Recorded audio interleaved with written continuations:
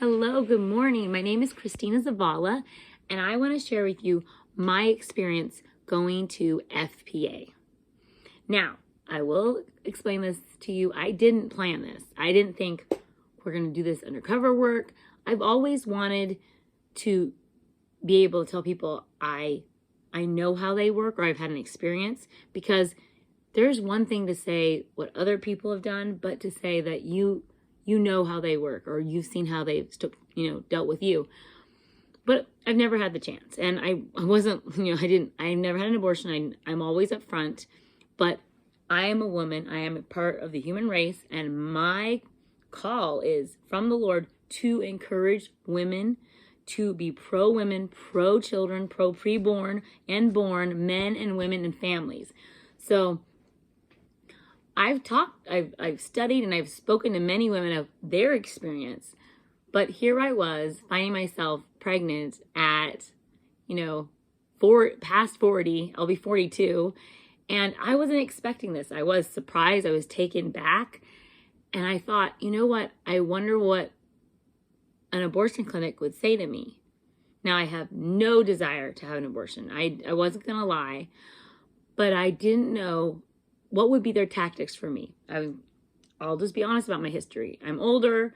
We didn't plan this pregnancy, so that's what I did. The first step was to call. You call FPA, and that's where I went. I'm not going to give any names. This is not about attacking the people. This is about exposing the truth and the demonic and evil that they do, how they respond, how they push, and how they treat women in crisis. So yeah, I called. Woman answers the phone, very friendly. She starts by saying, we are a women's clinic. We are here to empower women. We are here to help women, women's health. So, and then I told her, explained, I am looking for an ultrasound. I am married. We didn't plan this child, and I need an ultrasound to find out how many weeks pregnant I am. I told her I couldn't remember when my last menstrual cycle was, because that was the confusion. It went on and off and was weird. And that's why I needed to know how many weeks.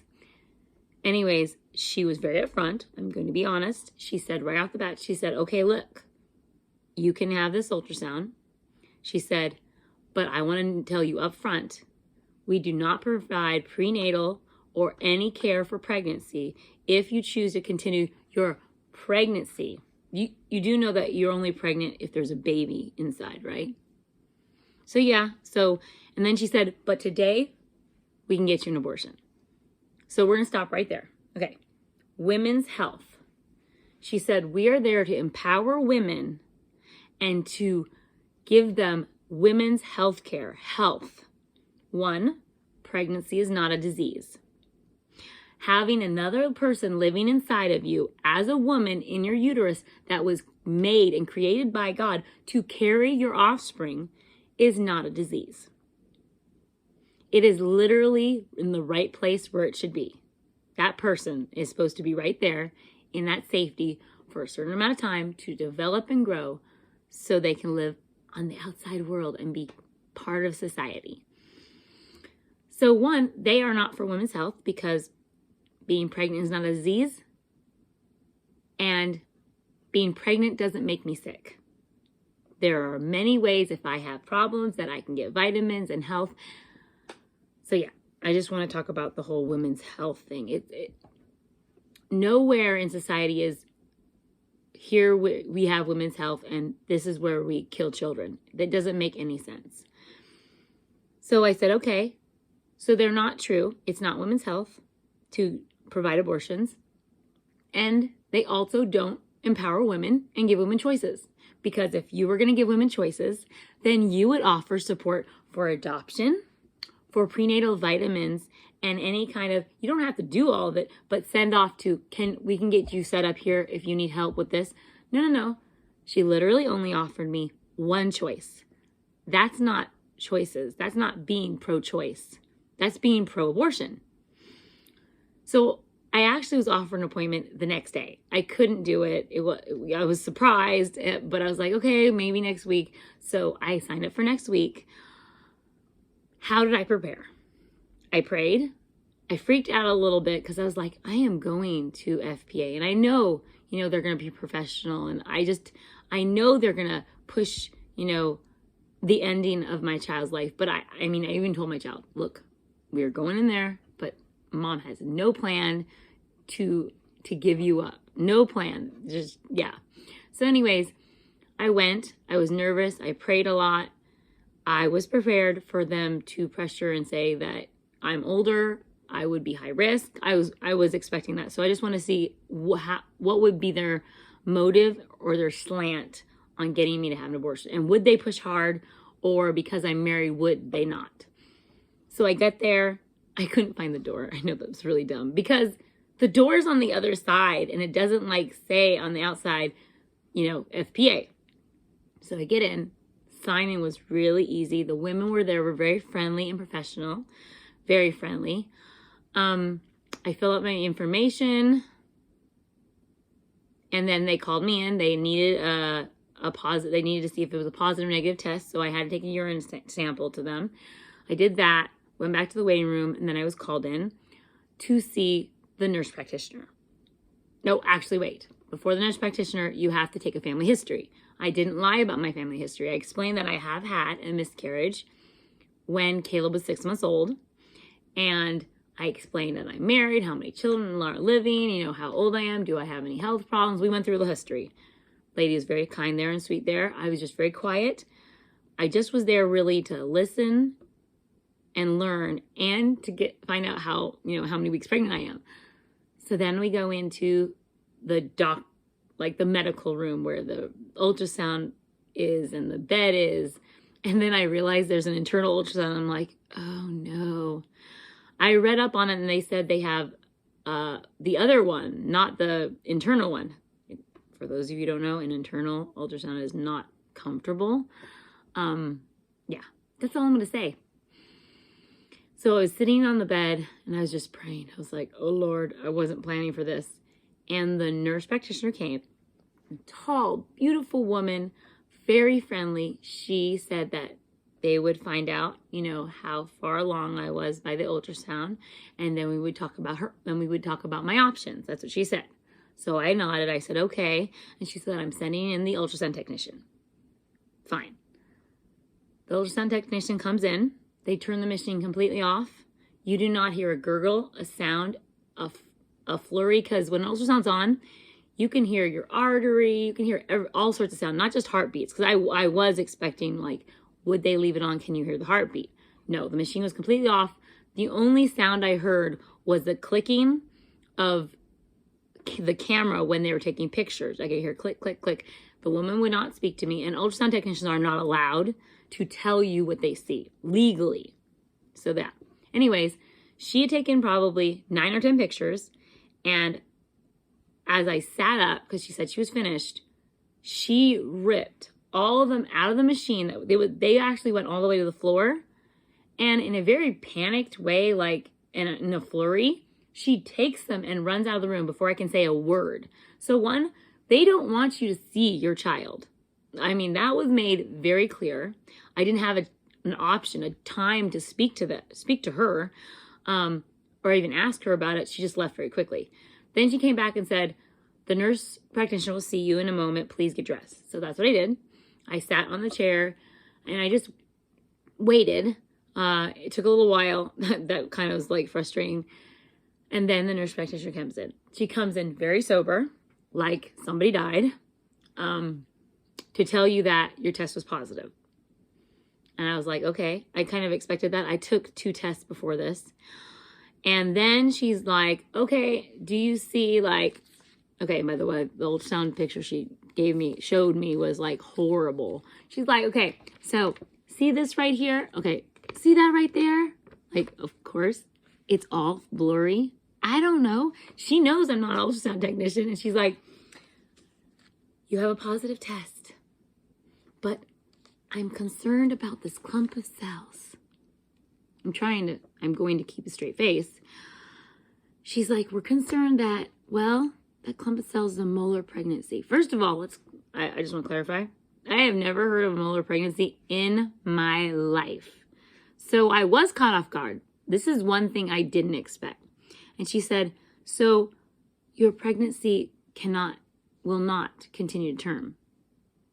You need a D&C. She didn't say anything about the baby. She didn't say how many weeks pregnant I was. She didn't even say, was the heartbeat strong or was there a heartbeat? She focused in, I believe you have a molar pregnancy, but I can't be sure. But the next word was, you need a D&C. Okay, so let's clarify what a D&C is. Dilation and the tools they use to scrape out your uterus, where a baby would be, and kill anything that's alive inside and remove everything from inside. So in fact, without saying it, she was saying I should have an abortion. I kept a straight face. I was more annoyed and upset that she kept saying, you need a D&C, and she didn't say anything about the pictures of the baby. So, because I was like, oh, what does that mean? Is there a baby there? She hasn't said anything about the baby. So finally, I very annoyed, said, so do you see anything else in the ultrasound? And she said, very mad at me, this is how she did it. She's like this. This is the clump of cells. The baby's over there. And I very calmly was like, okay, thank you. And she goes, no, you don't understand. You need a D&C. You could have cancer. Really? Wait. Time out. So this woman has probably had the ultrasound technician take 10 pictures, and based on a very terrible picture, I mean, these were bad. This ultrasound machine was very old looking. She decides to say the C word. Let's clarify. Doctors won't even claim that till there are blood tests done, tissue sample tests done. She literally told me that if I didn't get a D&C, it could be cancer and that, well, it needs to really be finished. So now I know two things. She says I have a molar pregnancy. She says there's these cells that could be a molar pregnancy, and my baby's over there, and that it needs to be done right now. Then she hands me this paper, so I'll show you. So it says, I'm going to cover anything that has her name on it. So it says Antelope Valley Outpatient Imaging Centers, and it gives places. And in it, she writes, possible molar pregnancy, D&C, needing a D&C. Anyways, but to confirm, she says, look, see, I'm going to help you out. You go here, and then they can confirm what I think it is so you can get your D&C. Now, I would be lying if I told you that I was calm, cool, and collected by the time I got to the car. I was not. I felt a peace in my heart, but my head started going into crisis because I came here expecting they're going to tell me lots of things. They're going to say, you're old, which, duh, I know how old I am. It's going to be too hard on your body. It'd be better if you just aborted. My mother, side note, the doctor suggested my mother abort me. The thing was, my mother was newly married, like 22 years old, beautiful young woman, healthy, and the first thing out of the doctor's mouth was, would you like to go through with this pregnancy, or would you like to terminate the pregnancy? Which is me. Let's just clarify. Thank you, doctor. But when you ask a woman to terminate her pregnancy, she's not terminating pregnancy unless she's pregnant with a person. So I had like a moment in the car. I called for backup for prayer. And I was like, maybe I should go to imaging because I want them to confirm that there's no molar pregnancy. And what is it? Everything I looked up was horrible. And I'm like, and she's saying she's not sure. So I'm like, why am I going off of this? So I decide, I should get confirmation. So I call the imaging. This is the next part. Call imaging. That'll make it better. They'll get in, they'll confirm that, everything's fine or something needs to be done. But how can we take care of the baby and me? That's the whole point. See, FPA didn't offer any help, any other suggestions, but other than just get a D&C. Literally scrape my child out of my body because there are some cells in my uterus. My child is made of cells. It could have been anything. I mean, I'm sorry. It was very blurry, the ultrasound. I did ask for 2 pictures. I'm so proud of myself. I should have asked for more. But anyways, I asked for a picture. She was mad. She left and came back and handed me 2 pictures and told me that I needed to go to imaging right away. I will show you. This is the only picture I have of my son. That's good enough. Of course, I can't show it to you because there's so many lights. But anyways, right there it says from some, bottom to head. Oh, there's Matthew. Anyways, that's Matthew. So here I am in the car crying. I call the imaging center and I am mad now. It's true. And they asked me why I'm calling. And I said, I've just been to FPA, the abortion clinic. And as soon as the words come out of my mouth, she rips into me. She's like, look, lady, it's not an abortion clinic. It's a women's health center. They help women. And she's like, wait, do you need scraping? And I'm like, I told her I needed an ultrasound. I was like, hell no, we're done. Because I now hear that they have some kind of loyalty with FPA. She's defending FPA. She doesn't care about what I'm saying. She didn't even hear what I said. I said an ultrasound confirming whether or not it's a Muller pregnancy. She didn't listen to me. So she's like, oh yeah, you need a scraping? You need confirmation for scraping? I'm like, no. So at that point, I had red flags from imaging. So just to let you know, groups will have connections with each other to support the movement of abortion, which is murder. So I went home. I freaked out to my husband. My husband's like, stop freaking out our child. And I just rested for that day. I was like, Lord, I can't deal with, I started letting fear in. I will tell you, I went from feeling strong and confident to terrified. And like, what was I thinking? And you know what I'll say? The enemy is sly. The devil is so sneaky. The one thing I never would expect was for someone to tell me, you have to lay this child down for your life. It's like, one thing you don't know, I would die for my children, born and unborn. And there is so much help out there through doctors and the Lord healing that they can care for both. A lot of times there are things you can do. Anyways, I rested that day, and around 5 o'clock, surprisingly, I didn't know the number, the nurse practitioner called. I have to give her A for effort because she is tenacious. The office had closed, and she was literally calling me off like when the office was closed. She called and she told me, asked me, did I make an appointment yet with the imaging? I said, no, I had not. She said, please make it quickly. It needs to be done now. Like, she was very pushy and persistent, and she said it, she did it because she cared. I will say I didn't have like any smart comebacks I was really in shock, and I felt like I was vulnerable and my child and I had been attacked. So I just kind of pushed away and was like, I don't want to talk to you. I said, I didn't do it today. She's like, well, take care of it, please. And I said, okay, bye. I just don't want to talk to her. Anyways, the next day, I was out and about and I get another call, and it's from imaging. So this is strange. Imaging calls and asks me, please make an appointment today so we can confirm what FPA saw.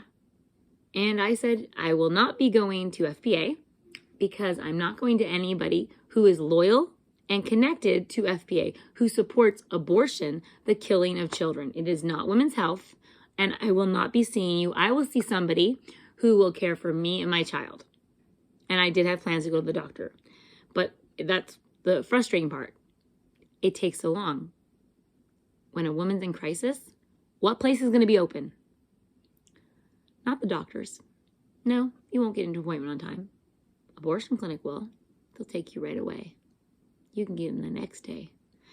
And they can scare you, and they can convince you, and they can really sell their product, which is abortion. The ending of someone's life. So I told them, absolutely not. I would not be going through them, but I would go somewhere else. I hung up. 20 minutes later, 20 minutes later, the nurse practitioner calls again because imaging tattled on me. For a whole week, they called me every day. How many of you have ever been called by your doctor multiple times to harass you to get to an appointment? I've gotten text, like one, but I have never been called this many times after an appointment. I don't feel cared for. I don't feel that they were concerned. I feel that they have harassed me and were very pushy about it. You know, they wanted it done now. Anyways, this happened for a whole week. And at the very end, the nurse practitioner did say something. She said, look, then I want to know that you're getting your care somewhere else from someone else. And I did. I stopped and I said, you know what? I will. But I'm going to go somewhere that's going to treat me and my child as a whole that need help, not just me. And my child will be cared for also. You are not a women's health center. You are an abortion clinic. And then she tried to say something. I hung up. The last day they called was like the manager at the LA area FPA clinic. I guess it's headquarters. And the manager's like, we need to talk. She didn't ask me. She told me we need to talk. And I told her the same thing. I was feeling very protective of my child. I know I could have listened and heard their spiel. What would they tell me? I was just done hearing them be pushy and bullying. I was done. I felt at this point all I could do was guard my baby. That's really where I was. I was feeling so sensitive and hurt and afraid that I wanted them just to leave me alone. That I just needed to go somewhere else. And this manager, this lady was very persistent. She's like, she didn't ask. She said, we need to talk. I told them the same thing. You know what? We won't talk. We're done talking. I'm done talking to you. I've seen how you proceed with care. You're very professional, but you're also very sneaky and deceptive. I didn't even tell her the nurse practitioner said the C word, which is ridiculous. And it's just wrong. And how she treated me when I asked about my baby was wrong also. Because I came there as a patient, honestly, that was coming in for this very thing, and she never helped me. She never, ever told me how many weeks pregnant I was. She never told me if the baby had a heartbeat. None of it. So after those, like 4 or 5 days that they called, because I went on a Monday, and the last call they made to me was on a Friday. So it wasn't exactly 7 days, but yeah, that first week. They stopped calling. And sadly, a week later, I had a miscarriage and I lost Matthew. He died. And I'm not gonna get all emotional. My regret was that I never heard his heartbeat because they wouldn't let you hear it. And I never knew how many weeks pregnant I was because they didn't tell me that either. So after like going to the ER and them saying, yes, look, it looks like if you were pregnant, because at that point I miscarried. Before I went to the ER, I already miscarried him. So they just saw the leftovers. There wasn't any baby. It was just a sac. So they thought it may have been something, blighted ovum, but I knew I miscarried before I went to the ER because I know what it looks like. I know what a little person looks like. And so I wanted closure, and I felt like they took that from me, and they didn't treat me. They didn't empower me. They didn't give me good health care. They didn't give me options. They sold me one thing. They showed me fear and abortion. They weren't there to help me. So when I went there, I know I had to get the courage, but I decided the one thing I want, and I want the pictures of my son because they have all of them. And these are the only pictures I'll ever have of him on earth. So I called, and I was very calm because I thought if I lost it, they weren't going to talk to me. And I asked for my pictures, and I just said, I had a miscarriage. You have the only photos I had. I need them, please. She said, come in, ID, you can have them. Because they are medical records. You get to have them. They're yours. So I went in, And actually, I had to take my son because there was nobody home except me and him. So yeah, he was coming along and he knew. And the Lord was very gracious. He told us that our son's name was Matthew. And I was super excited that the Lord gave us a name, because there is a thing about closure, and there is something about calling your children by name. Even if I only carried him for how many weeks, he's still mine. He's my child. It doesn't matter. All that matters is that God gave him to me, and I don't know why he didn't stay, but I loved him for as long as I had him. So I went there, and I want to show you.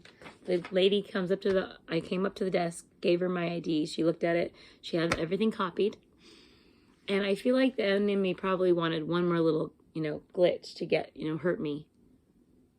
And here it is. So when I asked for my ultrasound pictures, this is what she gave me.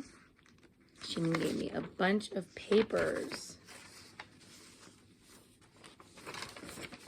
Okay, so you want to see how kind and considerate they were? These are the pictures of my child, Xeroxed. Do you see that? Those would be black marks, because you can't Xerox an ultrasound picture. I'm sure she knows that. And I'm sure she doesn't care. None of them care. They're there to sell you an abortion. They're there to scare you. They're there to pressure you and to push you. They are not there to protect you, to give you options, and they are not there to help you. The beautiful thing was, even though my pictures weren't there, and Elijah was like, "You're right, Mom. There's no good pictures. We have no other pictures of Matthew except for the one." I was looking at it, and I want to show you what they gave me, and I don't want to put anybody's name. I don't want to see anybody's name, because that's not the point. Okay, so right here, I'm going to show you.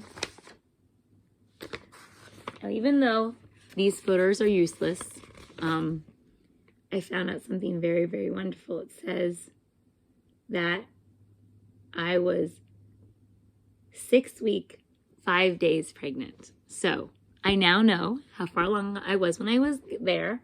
And I actually was right on my timing, because I would have been around 7 weeks that week. So I counted right. And then at the end it says, fetal movement, yes. And cardiac activity, yes.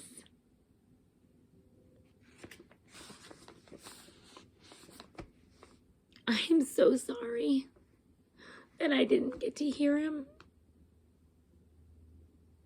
And I didn't get to see him move. But these clinics are not there for that. They're in agreement with the killing of preborn children.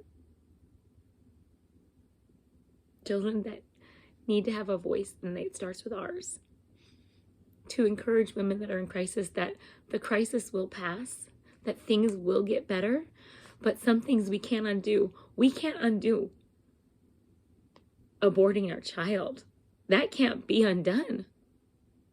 My son may have died, and I love him, and I wish he stayed.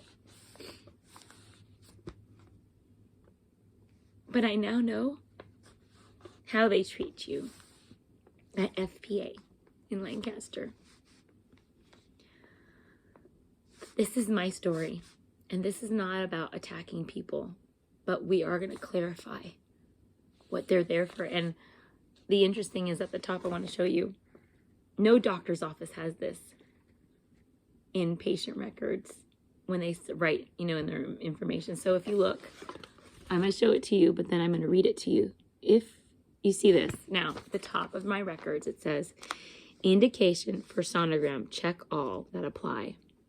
Fetal age to determine appropriate safe method of abortion.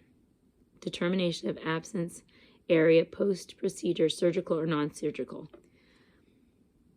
On the top of every page, and patient, there's going to be a place to mark when they do a sonogram what kind of abortion is needed. The only reason why they do a sonogram and ultrasound is determine what kind of abortion. Will they sell women? Will they push?